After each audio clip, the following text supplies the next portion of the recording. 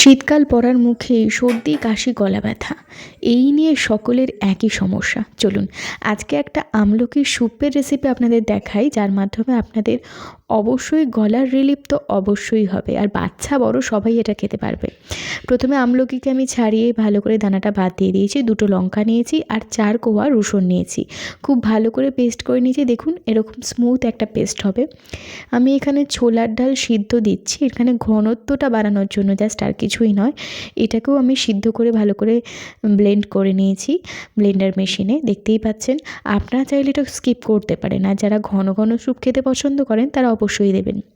তারপরে আমি জল দিয়ে দিলাম কড়াইয়ের মধ্যে, দিয়ে দেব স্বাদ মতন লবণ, আর আমলকি, লঙ্কা এবং রসুনের পেস্টটাও আমি এখানে দিয়ে দেবো, এবং এটা খুব ভালোভাবে ফুটতে দেব।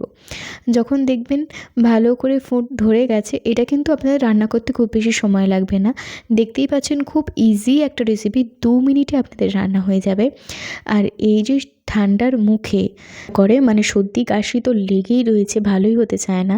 তো সন্ধেবেলা চাটা না খেয়ে এরকম একটু স্যুপ বানিয়ে খেতে পারেন, মারাত্মক উপকার পাবেন। আর চাইলে আবারও বলছি, ডাল সিদ্ধটা আপনারা স্কিপ করতে পারেন। তারপর আমি এখানে গোলমরিচ দিয়ে দিয়েছি। আমি একটু ঝাল ঝাল খেতে পছন্দ করি বলে আমি গোলমরিচটা একটু বেশি দিয়েছি। আপনারা চাইলে এখানে আপনাদের পরিমাণ মতন দিতে পারেন, এটা কোনো ব্যাপার নয় যে কতটা দিতে হবে, এখানে কোনো পরিমাপ নেই। আর এই সময় গলা ব্যথা, সর্দি কাশি কিছুতেই ভালো হতে চায় না, তাই সন্ধেবেলা এরকম একটু স্যুপ যদি আপনারা বানিয়ে খান, তাহলে আপনাদের সব সমস্যার সমাধান হয়ে যাবে। আমি এখানে অল্প পরিমাণে ডালটা ব্যবহার করেছি, কারণ খুব বেশি ঘন হয়ে গেলে ভালো লাগবে না। চায়ের মতন যদি খেতে চান তাহলে ডালটা আপনারা দেবেন না। আমি বলবো চায়ের মতন যদি আপনারা খেতে চান তাহলে ডালটা দেবেন না।